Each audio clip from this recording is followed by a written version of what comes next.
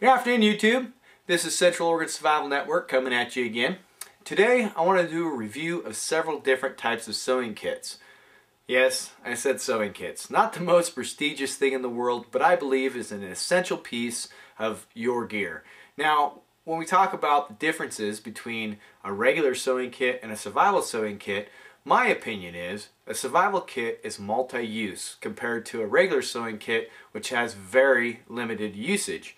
Now, I'll get into that when we get into the review of the different types. I'm going to review 5 different types of sewing kits and some ideas behind them and why and what to look for in these sewing kits. So let's get started. Alright, so let's start off with the Dollar Tree. Now, while it has several different colors and does have an assortment of different types of things that you need, they're very low quality. And I'll show you what I'm talking about. Let's get into the kit. So you have a thimble, which is nice for pushing through your needles if you got some heavy material. This one's plastic, kind of flimsy, where most of your good kits come with a steel thimble to push through your material. Now, why I don't have that in the kit that I finally settled on, I use different types of things, wood, if it's a thick material, to push that needle through. Now, what I'm talking about by quality is if you take this thread, it's a real low quality and it breaks really easy. I mean, that's really a poor quality thread. Now, most threads are pretty much that kind of quality, but then you look at the other attributes of this kit. You have, your pair of scissors. Why, they're pretty flimsy, barely cuts thread, and to tell you the truth, these things are just garbage, okay?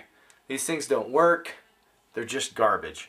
Then you go to your needles, same thing. You get a quality needle, and you can buy these for really, really cheap, but if you take these needles, I mean, if you could see that, they're just garbage. You can bend them to pieces, they are just absolute garbage. So you get what you pay for. You buy a kit at the Dollar Tree, and this is what you get. Now, out in the field, I don't know about you, but I sure like to have my stuff repaired and not have it break again. So this is your Dollar Tree type kit that some people add to their bug out bags or to their hiking gear. I wouldn't recommend it. It's not a very good kit at all. Now, if you spend a little bit more money, you can get some of your military versions. Now this one is kind of an older school version that I've had in the military. Of course, you can see that it does have your military buttons, but it also has your most common buttons found on a lot of your military gear that people use, the tried and true gear. But you can take out your military ones if you don't need them, of course. What are you going to put a gold button on, right? But if you go into the kit, and like I was showing you on the Dollar Tree kit, you pull out a needle. It's a good sized needle, and it's really a nice piece of steel. I could bend it, of course, if I wanted to, but compared to the Dollar Tree needle, this needle is way stronger, and it's going to last you a longer amount of time. You're not going to have to replace it. And it also has a nice carrying kit. Now, when it comes to the thread that's in the kit, you've got about 18 inches of thread. Now, this is like a pull through. If you can see that, it's weaved. And what you do is you just pull a piece of thread, and you pull it all the way out, and you have an 18-inch piece of thread. Well, that works great, but you only have a certain amount of thread to work with. And again, it's a little bit stronger, of course, than your Dollar Tree stuff. Thank goodness, because it goes to military usage. But again, it's only so long. Moving to the next kit, and this is the one that I usually use and would recommend on a normal basis. And this kit is almost exactly the same, different color, and a different pair of scissors that they upgraded to. This is the one that I usually carry in my hiking packs and on SAR missions. It's a great kit. I've added to this kit. It doesn't come stock like this, so I'm going to show you just a couple different things in here that I've added to it from the stock version. Now, one of the things that I added is kind of the U-shaped needle. Now, this is great for if for some chance that you actually had to sew yourself up out there in the wild, which I hope you don't, and I hope you call search and rescue or something if you lay yourself open or you have a blood clot kit. But if for some reason you're in an extreme survival situation, you have no other chance, that you need to get that wound sewed up, these needles are great for that. And you can suture it up. This also comes with some high quality needles. I've added a little bit thicker needles to it, but it does come with some high quality needles. It comes, of course, with the standard button kit, military version again, which is really nice because a lot of equipment uses about the same size buttons. Comes out with your fold out scissors. All they did on this other kit is add an upgraded version to that, a little bit stronger. But I'm sure everybody's seen these type of scissors. They're a fold out type scissors. They actually work pretty good. Not as good as I'd like them to. That's why I use a different type. But these scissors do work, and they are nice scissors. Now, it does come with 4 different types of yarn, and people can call these different things buttons. They actually use the sewing machines type of, you know, your button that you can put your thread on. But what I've added to this kit is I've actually added, it's starting to come apart on me, but I've added a braided spider wire, and this is 30-pound test fishing line. And this stuff is great for mending your equipment. It's strong, it won't break. I mean, I can't break this if I tried with my hands. It is a very, very strong fishing line, and it's great for mending your gear. Now, moving along, that pretty much covers the military. I'm gonna get into, let me show you the variation real quick before you get into the custom version that I made for myself. The variation is, and this is kind of like Dave Canterbury uses, like I mentioned before. He actually puts a needle in the back of his knife, which is a great idea because you can use a lot of different things for thread, mostly your fishing line.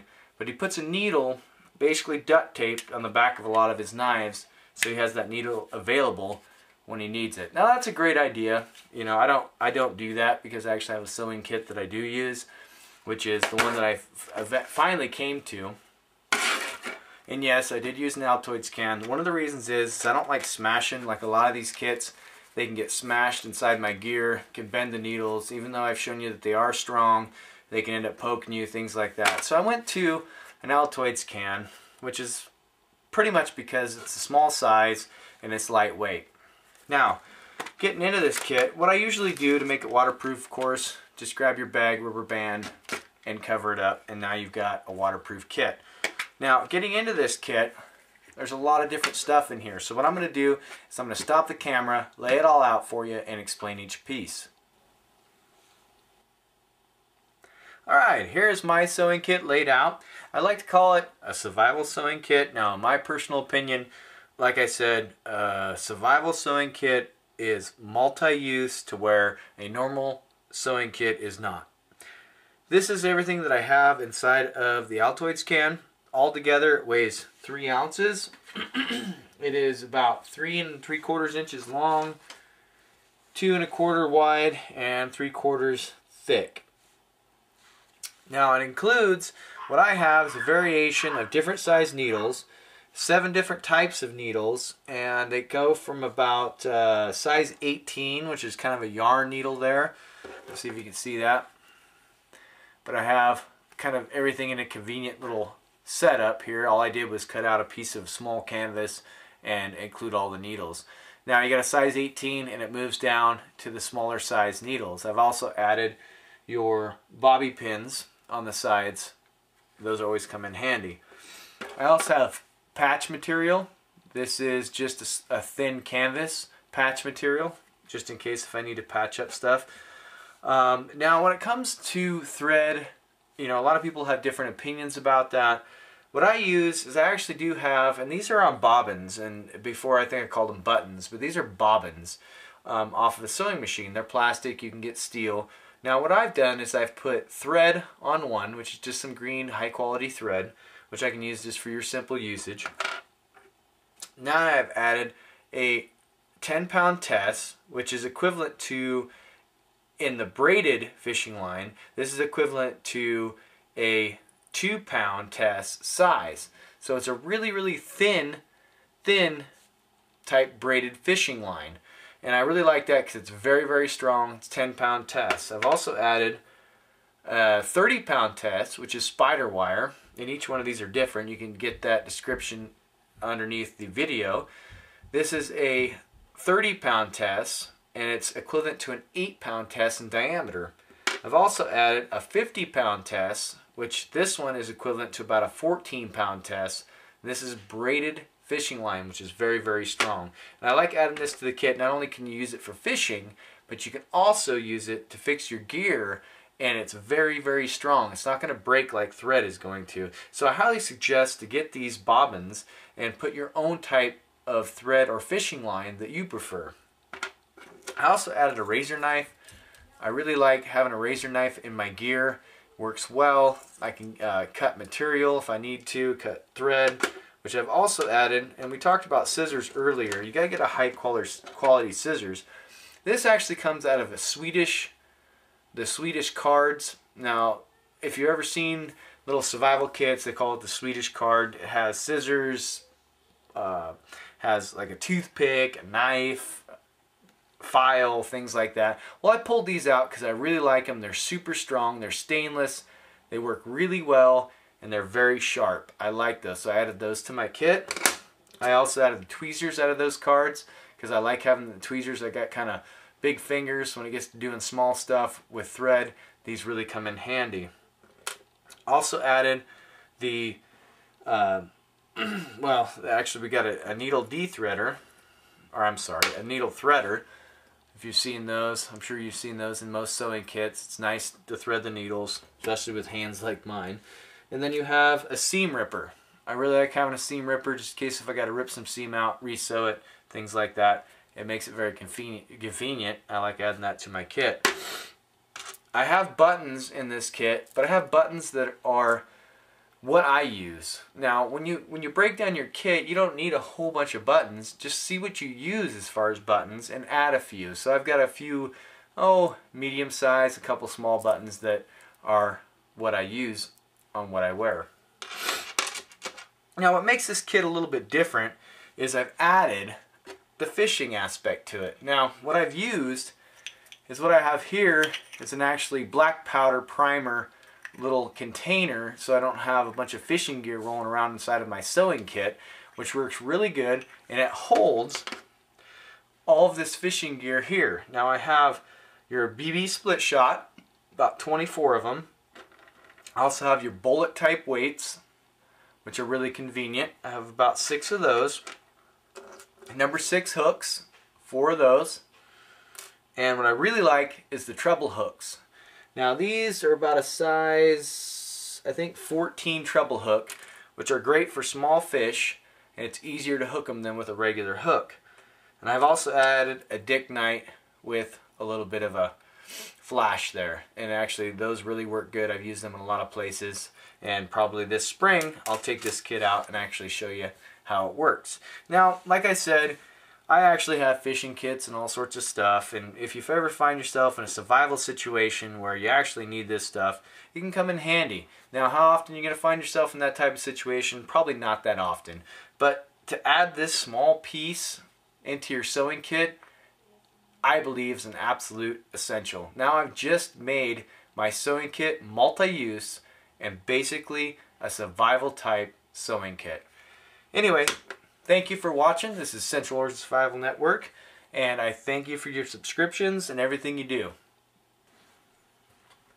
Oh, and I also forgot, if all else fails, always revert back to what you know and what you like best, like a good old roll of duct tape. So if you have any questions or comments, go ahead and shoot them to me, and I'll get back to you. Thank you.